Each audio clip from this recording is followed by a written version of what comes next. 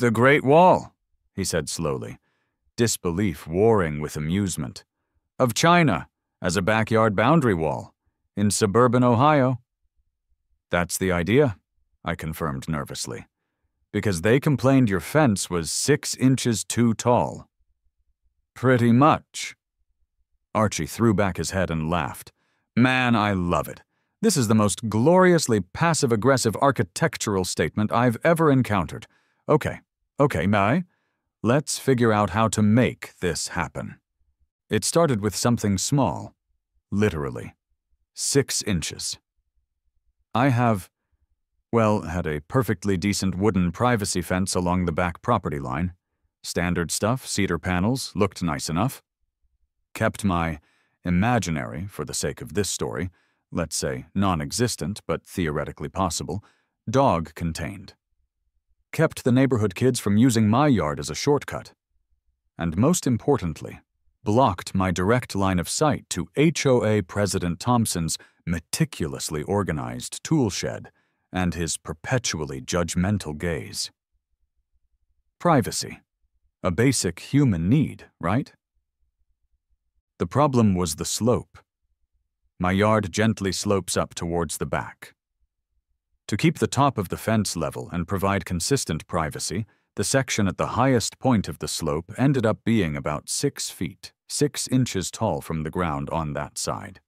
The rest of it was exactly 6 feet or less. 6 inches. A measurement roughly equivalent to a Subway sandwich. Barely noticeable unless you were, say, the HOA president, armed with a tape measure and an axe to grind, which apparently Thompson was. The letter arrived on official HOA letterhead, thick as thieves, smelling faintly of disappointment and bureaucracy.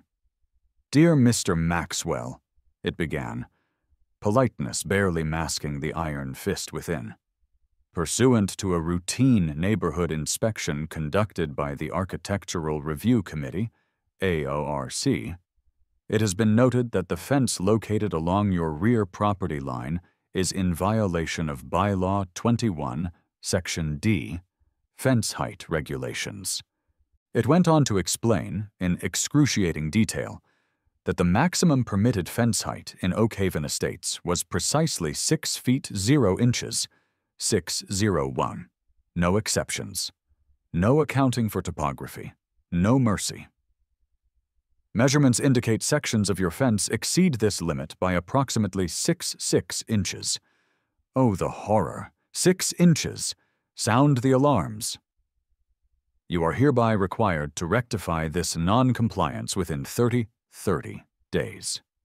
Failure to do so will result in daily fines as outlined in Schedule H, finable offenses and associated penalties. Schedule H probably prescribed penalties involving public shaming and mandatory beige paint application. I couldn't believe it.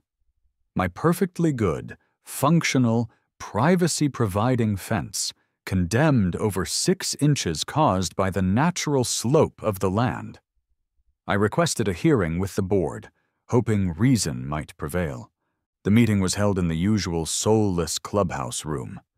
Me, armed with photos showing the slope and explaining the need for a consistent height for privacy. Thompson sat opposite, radiating smug certainty, flanked by the other board members who mostly just nodded whenever he spoke. "George," Thompson began, steepling his fingers in a display of faux reasonableness that didn't fool anyone. "We appreciate you bringing this to our attention, like I had a choice. But the bylaws are quite explicit, 6 feet, maximum. No variances have ever been granted for fence height." "But Dave," I argued, trying to keep my voice calm, "it's only 6 inches, on maybe 20 feet of the entire fence line. It's because the ground slopes up back there. If I cut it down to 6 feet on the high side, the top line will look ridiculous, like a jagged mess, and the low side will barely offer any privacy at all. Can't we just ignore it? Or maybe add some lattice to the lower sections to create a uniform visual height?" Thompson sniffed dismissively. "Lattice is also subject to ARC approval, George, and typically only permitted on fences under 6 feet. and we cannot simply ignore a violation. Think of the precedent. If we allow 6'6" fences, what's next? 7 feet? 8? Where does it end? We'll have stockades, fortresses. Oh, the irony. Just wait, Thompson. Just you wait. It impacts the open, airy feel we strive for in Oak Haven, he continued, clearly warming to his theme. Tall fences create division. They block sight lines. My sight line to his tool shed? The horror. It's my backyard, I finally burst out, frustration boiling over. I want division. I want privacy. That's the whole point of a privacy fence. Thompson just gave me a pitying look. The ruling stands, George. Rectify the violation. Reduce the height to 6 feet 0 inches across the entire length. 30 days. I walked out of there fuming. The sheer unadulterated pettiness of it. 6 inches.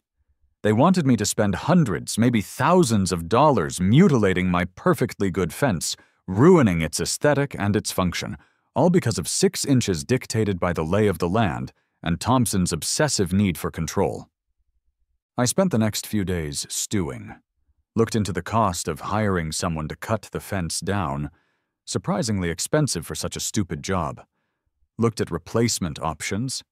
The HOA-approved styles were bland, flimsy, and offered less privacy than my too-tall fence. Every time I looked at that fence, marked for execution, my resentment grew. Fine, I thought one evening, staring at the offending 6'6" section. You're obsessed with fence height? You want a boundary defined with absolute precision? Okay, let's talk boundaries. Let's talk walls. If the HOA was going to force me to tear down my fence, I wasn't going to replace it with another fence they could nitpick later. No. If I had to build something new, it was going to be substantial, permanent, something that screamed, "This is my property line, back off." Something monumental. My first stop wasn't fence companies. It was the city planning department's website, followed by a deep dive back into the HOA's cursed CC&Rs. Fences, as Thompson so gleefully pointed out, were strictly regulated. Height, materials, style, color. But walls? Solid boundary walls? The city code was different. You could often build masonry walls higher than fences, 8 feet, sometimes even 10, depending on setbacks and permits. And the HOA bylaws? They went on for pages about picket spacing and cedar grades, but were surprisingly light on specifics for solid masonry walls, perhaps assuming no one would ever bother. An oversight? A loophole? Or just a failure of imagination on the part of the Beige Brigade? An idea started forming, hazy at first, then sharpening into glorious, defiant focus. A wall, a big wall, an epic wall. What's the most famous wall in the world? The one synonymous with boundaries, endurance, and sheer, overwhelming scale, the Great Wall of China. Now, obviously, I wasn't planning on replicating its full 13,000-mile length, but a section? A stylized replica along my property line, complete with battlements, maybe even little guard towers. The absurdity of it was intoxicating. Imagine Thompson's face. Imagine the HOA committee trying to find a bylaw prohibiting scaled-down replicas of Ming Dynasty fortifications. I started sketching, fueled by coffee and pure spite. How could it work? Block core for strength and cost-effectiveness. Stone veneer finish for that ancient, imposing look. Definitely crenellated battlements along the top. That was non-negotiable. How high? City code allowed 8 feet for a masonry wall on the property line with the right permits. Perfect. 8 feet of solid wall topped with battlements would definitely solve my privacy issue. And the towers? Maybe small, decorative ones at the corners? If they were under the city's height limit for accessory structures, often taller than fence limits, maybe they'd be permissible? It was legally murky, aesthetically insane, and logistically challenging. I loved it. Next step, professional help. This wasn't a DIY project. I needed an architect. Someone who could translate my vengeful vision into actual buildable plans that might, just might, squeak past the city permit office. I found Archie's innovative designs online. Archie turned out to be a young guy with bright eyes and an appreciation for the unconventional. I laid out my situation: the fence dispute, the HOA's rigidity, my desire for a wall, not a fence, and then the pièce de résistance, my sketches of the Great Wall replica. Archie stared at the sketches, then at me, then back at the sketches. He was silent for a long moment. Then he started to grin. "The Great Wall," he said slowly, disbelief warring with amusement. "Of China, as a backyard boundary wall, in suburban Ohio." "That's the idea," I confirmed nervously, "because they complained your fence was 6 inches too tall." "Pretty much," Archie threw back his head and laughed. "Man, I love it. This is the most gloriously passive-aggressive architectural statement I've ever encountered. Okay, let's figure out how to make this happen." We spent hours working on the design.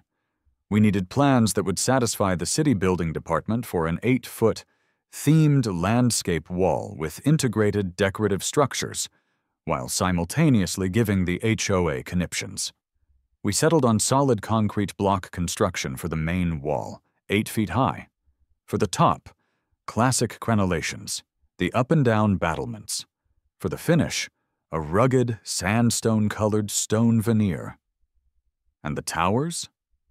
We designed small, square, 10-foot-high decorative corner features with pagoda-style roofs, carefully ensuring they met the city's definition and height limit for detached accessory structures, arguably separate from the wall itself.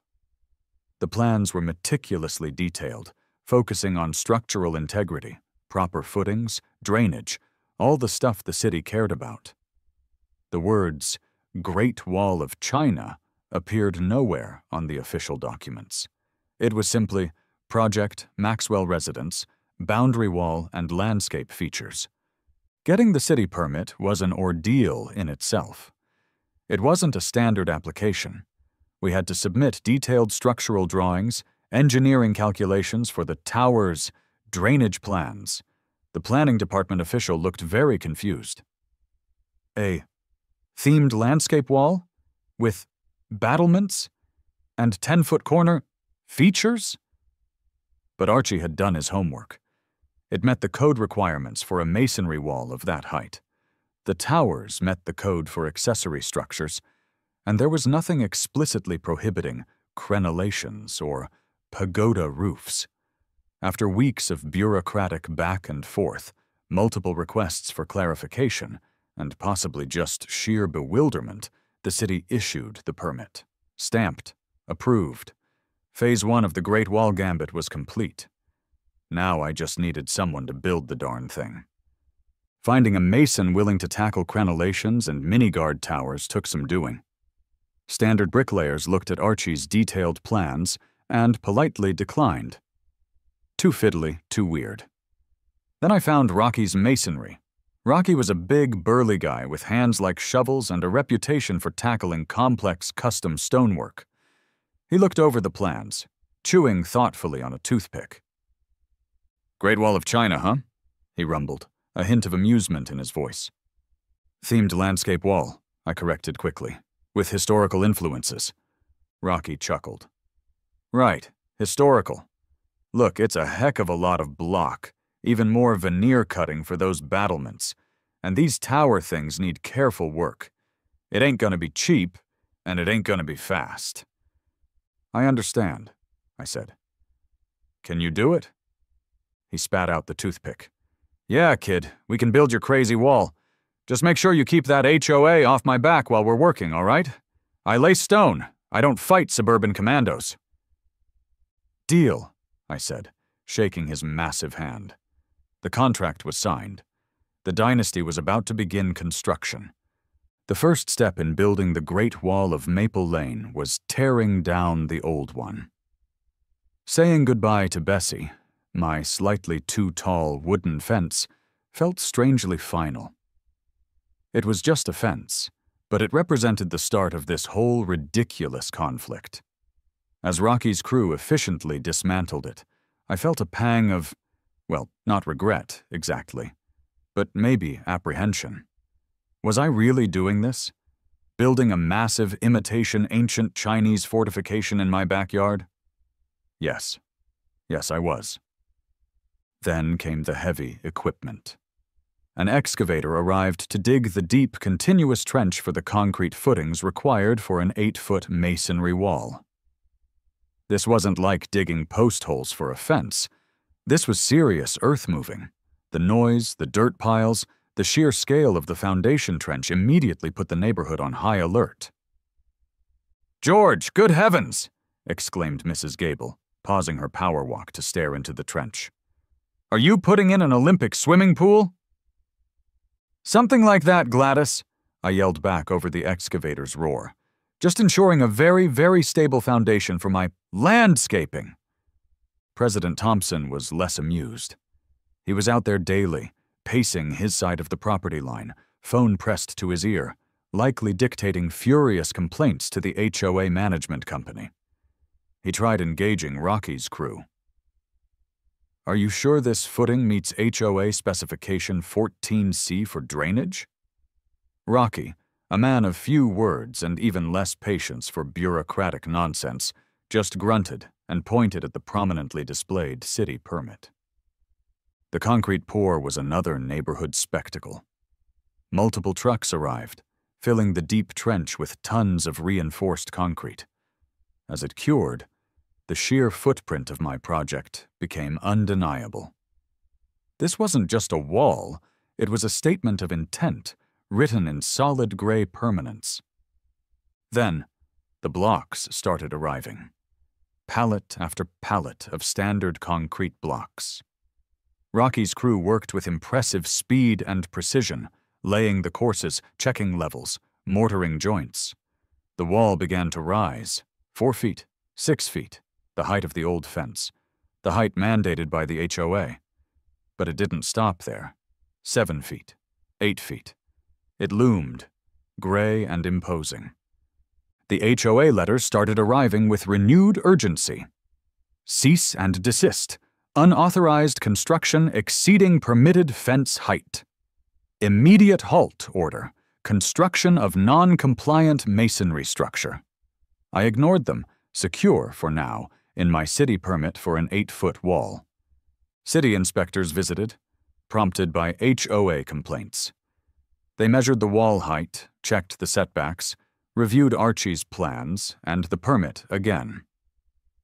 "Well," the lead inspector said, scratching his head, "the permit is for an 8-foot masonry wall, and structurally it seems compliant with the approved plans so far."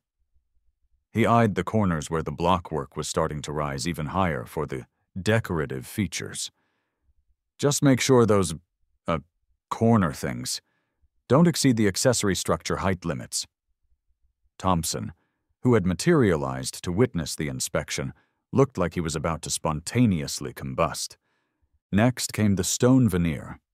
This was slower, more meticulous work. Rocky's most skilled masons carefully cut and applied the thin, sandstone-colored manufactured stone to the block core, creating a surprisingly convincing ancient look.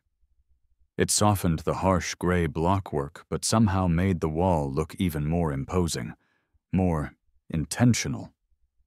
Then, the pièces de résistance, the battlements and towers. The crew carefully built up the crenellations along the entire top length of the wall, the classic up-and-down pattern you see on castles.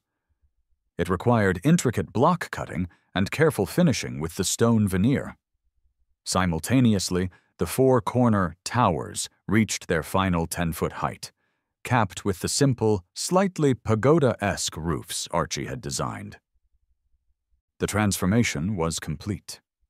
Where a simple wooden fence once stood, there was now, unmistakably, a miniature replica of the Great Wall of China. 8 feet high along its length, topped with battlements, anchored by 10-foot corner towers. It snaked along my back and side property lines, a massive, stone-clad, historically incongruous behemoth in the heart of suburban Ohio. The neighborhood reaction shifted from confused curiosity to stunned disbelief. Cars slowed down driving past my corner lot. People stopped and pointed.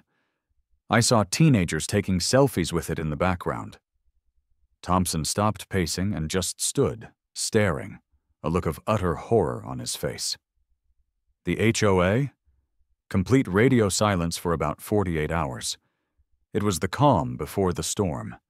I knew the real battle was about to begin. I stocked up on coffee and put my lawyer on speed dial. The HOA's radio silence was, of course, just them reloading. The storm broke not with a letter, but with a full-on legal broadside.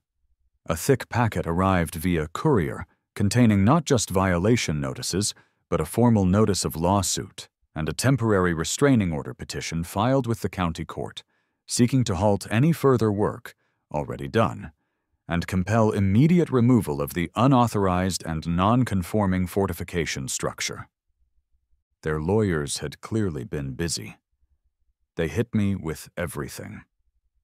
Bylaw 21, Section D, fence height, claiming the entire structure, including battlements, constituted a fence exceeding the 6-foot limit.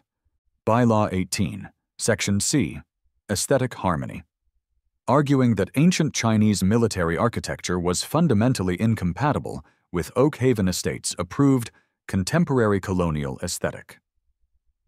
Bylaw 19, Section D, accessory structures, claiming the corner towers were unpermitted accessory structures exceeding the 10-foot height limit, conveniently ignoring my city permit classifying them as part of the landscape wall feature.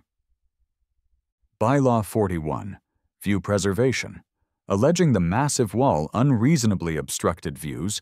Whose view? Thompson's view of my other neighbor's bird feeder. General nuisance clauses, claiming the structure was inherently offensive, lowered property values, and created a visually hostile environment. The demanded remedy?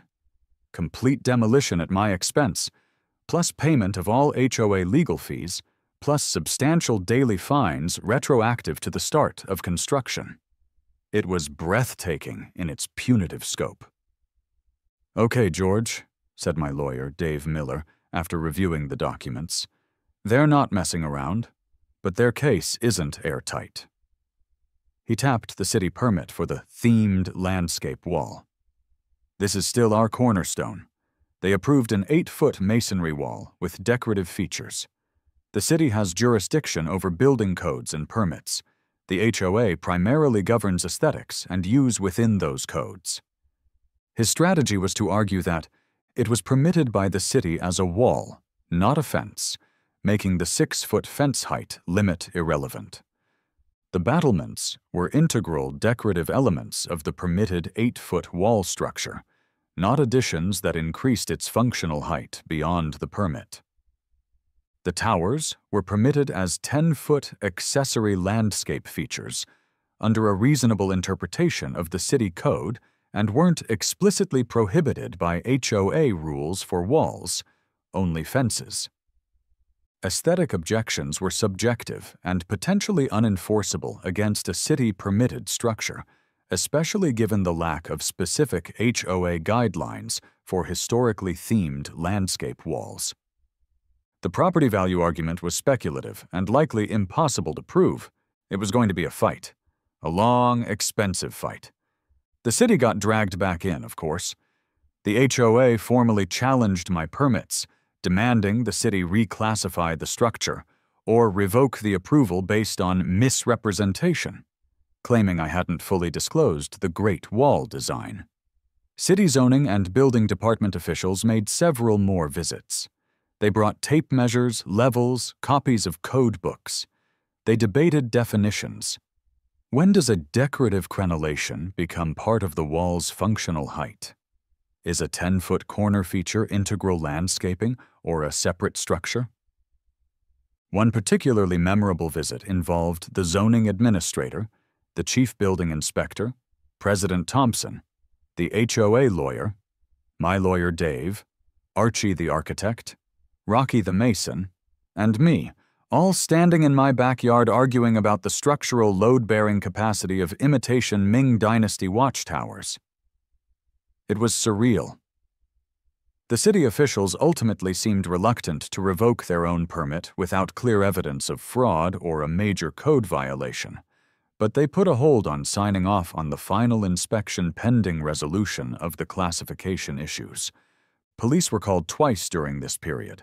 Once when Thompson and I got into a shouting match over the property line during yet another inspection. No charges filed, just a warning to keep it civil. Another time when Karen, yes, that Karen, apparently drawn by the sheer gravitational pull of neighborhood drama, claimed one of the gargoyles. Wait, wrong story again.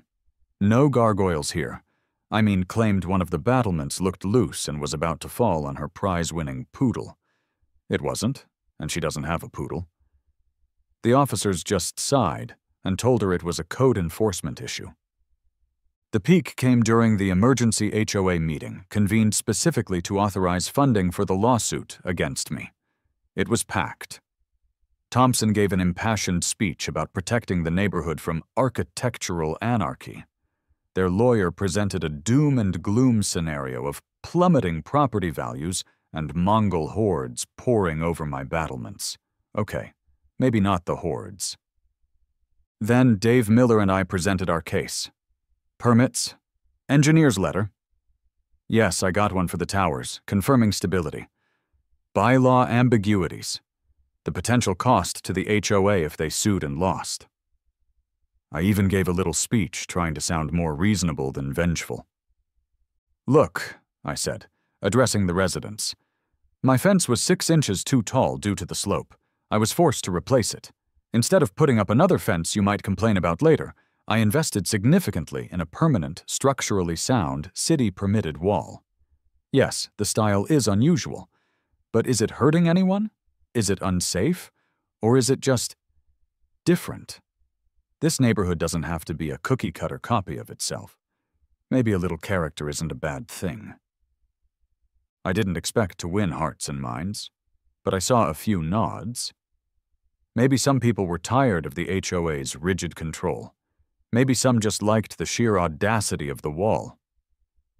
The final vote to authorize the lawsuit was closer than expected, but it still passed. The legal battle was officially on. The lawsuit ground on for what felt like an eternity. Depositions, motions, affidavits, expert witnesses debating the structural integrity of decorative battlements versus the psychological impact of non-beige landscaping. It consumed time, energy, and a truly horrifying amount of money in legal fees on both sides. My Great Wall Fund was rapidly depleting. The HOA, I heard through the grapevine, had to levy a special assessment on all homeowners to cover their mounting legal costs, which didn't exactly endear President Thompson to the rest of the neighborhood. Meanwhile, life along the Great Wall continued. It became normal in a weird way. I got used to the imposing presence. The privacy was, admittedly, fantastic. I set up my patio furniture right against the base on the inside, feeling remarkably secure.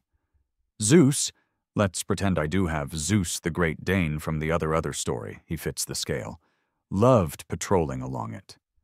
Kids on bikes would stop and stare. Someone started a local Facebook group called Fans of the Great Wall of Maple Lane. It acquired a certain legendary status. The turning point came during settlement negotiations mandated by the court before a full trial. Both sides were bleeding money. The HOA's lawyer knew forcing demolition of a permitted structure was still a risky bet. My lawyer knew fighting indefinitely was unsustainable for me. We met at a neutral law office. Thompson, the HOA lawyer, me, Dave Miller. Tension was thick. Mr. Maxwell, the HOA lawyer began stiffly. My clients remain adamant that the structure violates numerous covenants and aesthetic standards. However, in the interest of resolving this costly dispute, we went back and forth for hours. They wanted the towers gone. They wanted the battlements flattened into a standard wall cap. They wanted it painted beige. I refused demolition or major structural changes. The city permit was my shield there. I refused to paint the stone veneer beige. That was just insulting. Finally, we reached a bizarre compromise, brokered mostly by the lawyers who just wanted this headache to end. The wall stays. The main 8-foot wall structure, including the stone veneer, remains untouched. My city permit held firm on that. Battlements stay. We successfully argued these were integral decorative caps on the permitted wall, not additional height. Towers modified.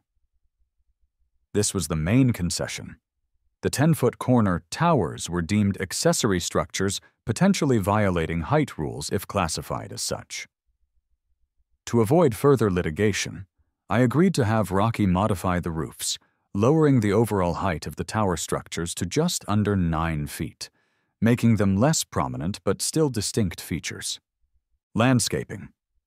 I agreed again to install significant screening landscaping, more fast-growing shrubs, along the base of the wall on my side to soften the visual impact for my immediate neighbors, that is, Thompson.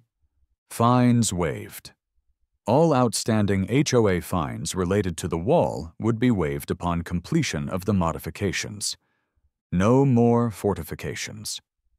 I had to sign an agreement not to add any further non-traditional defensive or monumental architectural elements to my property without prior ARC and board approval.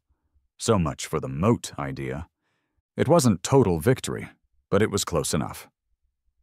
Rocky came back, grumbling good-naturedly, and skillfully lowered the tower roofs. I spent another small fortune on mature arborvitae, planting a dense green screen that partially obscured the base of the wall from direct view. The lawyers signed the settlement. The war was over. So now, the Great Wall of Maple Lane still stands, slightly modified, but fundamentally intact. It's partially hidden by bushes, but peek through and you see the stone veneer, the battlements, the slightly shorter corner towers. It's still impressive. It's still absurd. Thompson and I have reached a state of cold détente. We ignore each other with practiced precision. The HOA sends me memos about lawn fertilization schedules now, instead of demolition orders.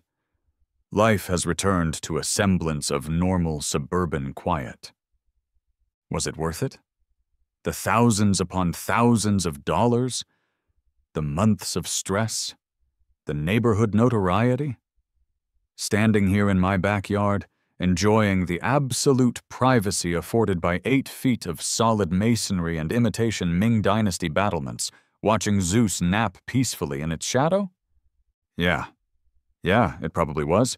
They wanted 6 inches? They got 8 feet plus history. They wanted conformity? They got a landmark.